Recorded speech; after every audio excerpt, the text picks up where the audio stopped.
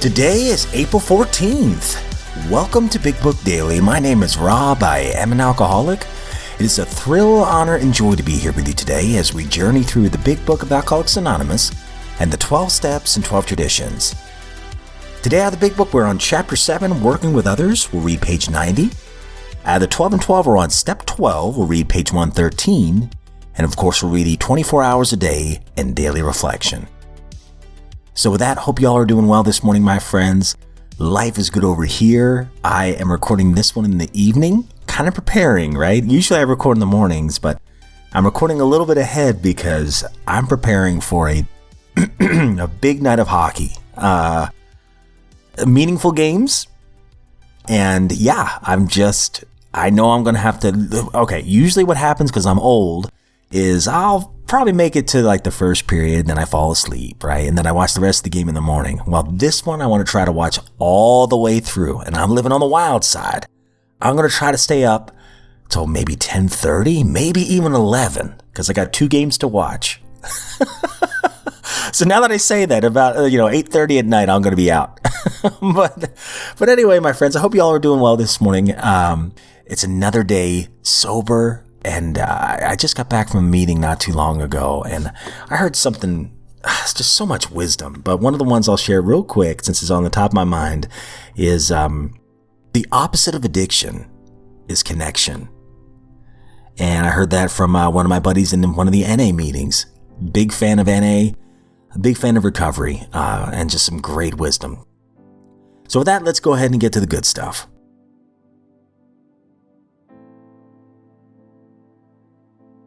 All right, my friends. So if you recall from yesterday's reading, we were talking about how being helpful is our only aim. And we're going to be talking about some scenarios where we can be helpful and just some tips as we work on step 12, working with others. So we're on page 90 today. When you discover a prospect for Alcoholics Anonymous, find out all you can about him. If he doesn't want to stop drinking, don't waste time trying to persuade him. You may spoil a later opportunity. This advice is given for his family also. They should be patient, realizing that they're dealing with a sick person. If there is any indication that he wants to stop, have a good talk with the person most interested in him, usually his wife.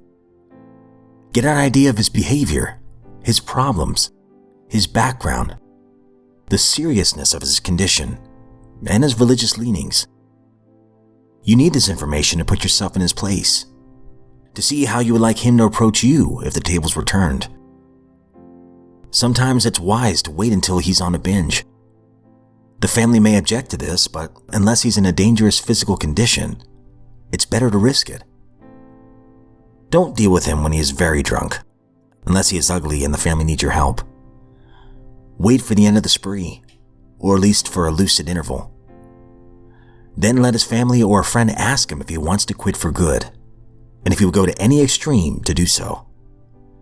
If he says yes, then his attention should be drawn to you as a person who has recovered. You should be described to him as one of the fellowship who, as a part of their own recovery, try to help others, and who will be glad to talk to him if he cares to see you. If he doesn't want to see you, never force yourself upon him. Neither should the family hysterically plead with him to do anything, nor should they tell him about you. They should wait for the end of his drinking bout. You might place this book where he can see it in the interval. Here, no specific rule can be given. The family must decide these things. But urge them not to be over-anxious, for that might spoil matters.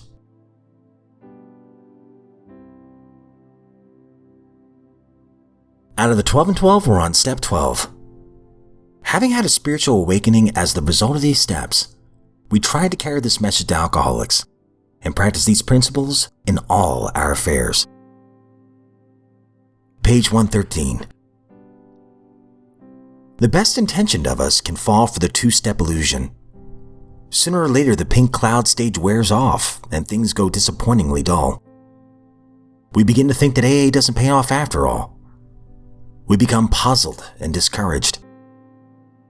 Then perhaps life, as it has a way of doing, suddenly hands us a great big lump that we can't begin to swallow, let alone digest. We fail to get that worked for promotion. We lose that good job.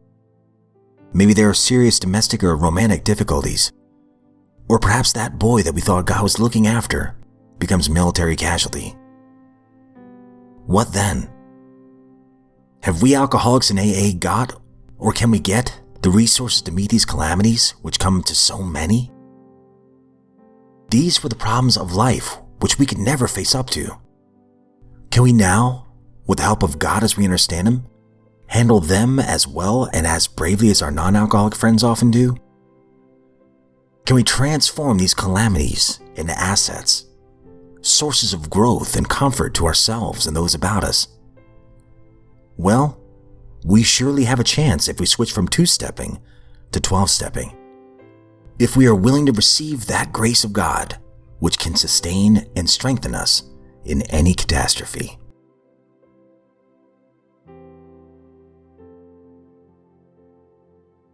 "24 hours a day, April 14th.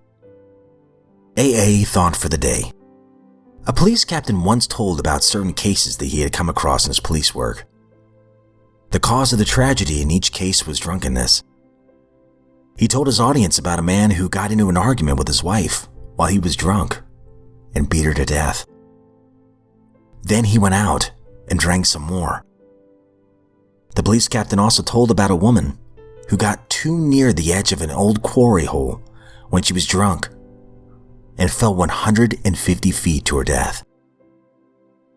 When I read or hear these stories, do I think about our motto, but for the grace of God? Meditation for the day. I must keep balance by keeping spiritual things at the center of my life. God will give me this poise and balance if I pray for it.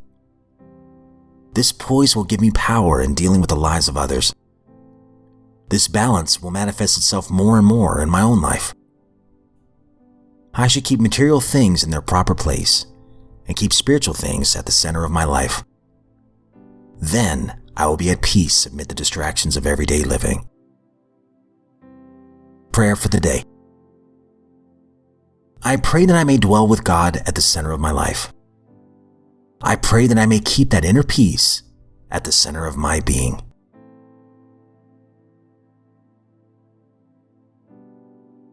Daily Reflection, April 14th. The number one offender. Resentment is the number one offender. It destroys more alcoholics than anything else. From it stem all forms of spiritual disease. For we've been not only mentally and physically ill, we have been spiritually sick. Alcoholics Anonymous, page 64. As I look at myself practicing the 4th step, it's easy to gloss over the wrongs that I've done, because I can easily see it as a question of getting even for the wrong done to me. If I continue to relive my old hurt, it is a resentment, and resentment bars the sunlight from my soul. If I continue to relive hurts and hates, I will hurt and hate myself. After years in the dark of resentments, I have found the sunlight. I must let go of resentments. I cannot afford them.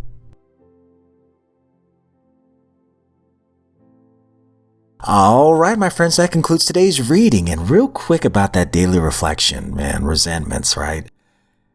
This is not AA, but there's a great book called The 4 Agreements that I read and reread not too long ago. And one of the 4 agreements is not to take things personal. Anytime somebody has an issue with us, they don't like us for whatever reason, that's their problem. That's none of our business if they have an issue with us. The only time that it might offend me is when I actually might make an agreement with what they're actually saying. For instance, if they call me dumb or something like that, or ugly or whatever, or just a horrible person. If I look at my life and I think, well, wait a minute, I'm trying to live a life of integrity, and I'm no better or worse than anybody else. I don't agree with that. I don't have to hold on to resentment over it. If somebody doesn't like me, it's okay. Life will go on, and I'm sure they're not the first, and I'm sure they won't be the last. Now, if I've offended somebody else, obviously that's a different situation. I definitely want to right my wrongs, whether directly or indirectly, as soon as possible. But yeah, resentments, that's a big one. And I know for me, at least, as you all know, my number one resentment has always easily been me. And then working with others real quick, I love how practical the big book makes it sound. It's very clearly we're not to preach to the person. If he doesn't want to stop drinking, don't waste time trying to persuade him. You may spoil a later opportunity. One thing my dear friend would tell me sometimes early on in my sponsoring, he'd say, Rob, don't chase. By chasing, you might actually be slowing him down. Because until he truly surrenders and admits that he needs help, you're slowing him down. You kind of have to get out of the way. And I realized that he was right. If he doesn't want to see you, never force yourself upon him. There it is. Don't chase. Neither should the family hysterically plead with him to do anything, nor should they tell him much about you. Okay, so this instantly, I don't know if I've ever shared this. I'm a huge Office fan. And there's an episode in The Office where they drag this character named Meredith to a rehab center. And she's literally kicking and screaming. And Michael Scott tricks her. He's telling her he's going to go to a bar, right? And then he drives past the bar. And she's like, wait, the bar was that way. And he's like, I know. It takes her to this rehab center. And she's kicking and screaming, trying to run away from him and everything. Finally, he just overpowers her and drags her by her feet into the rehab center. And he goes dropping off. Oh, man.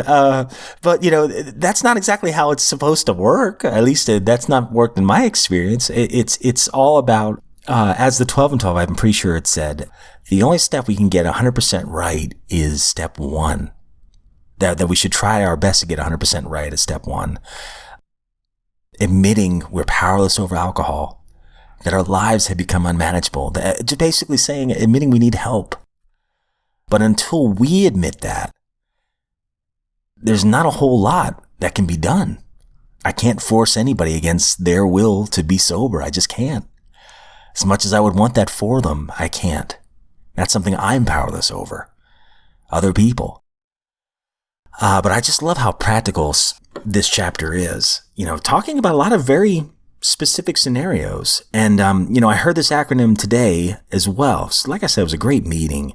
It's an acronym for sponsor, which I never heard before. But it's a sober person offering newcomers suggestions on recovery. So once again, that's sponsor. Sober person offering newcomers suggestions on recovery. We just offer the spiritual kit of tools, right? But I can't force anything on anybody. We just lay the spiritual kit of tools at their feet, and it's up to them whether or not they want to pick those tools up. But last thing I'll say is the 24 hours a day was, pardon the pun, but it was sobering. It really was. I know a lot of times, we laugh, and that's a great thing. Laughter is a beautiful thing. But I definitely don't want to downplay how serious this disease is as well. That people are dying of alcoholism every single day. And it affects a lot of families. I work with the public, and without actually asking directly, I know beyond a shadow of a doubt, I work in a kind of a rural community.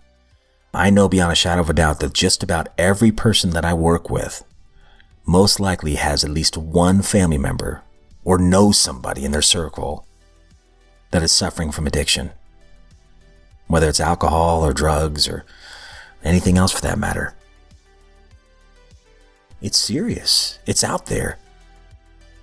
So that's why it's so important that I, as a sober alcoholic, try my best to help the next suffering alcoholic. And if you are sober, my friend, I hope you know that you're a miracle. And you have that unique superpower to help the next suffering alcoholic as well.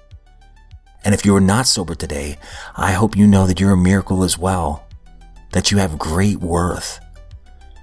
And that you're worthy of recovery. I think about Chrissy's story and Whitney's story and Henry's story and so many others when they were talking about what it was like before. Their story wasn't done yet. And now they're sober. And they have the ability to help somebody else. Well, guess what? Your story isn't done yet. And honestly, I think the best chapters are yet to be written. But it all begins with a choice of whether you want help or not. So I pray that you would get the help that you need today. And my friends, as always, I don't speak on behalf of AA, NA, Al-Anon, any other sect, denomination. I am just a drunk. Honored to be here today. And if we are given another set of 24 hours, my friends, I sincerely look forward to seeing you right back here tomorrow.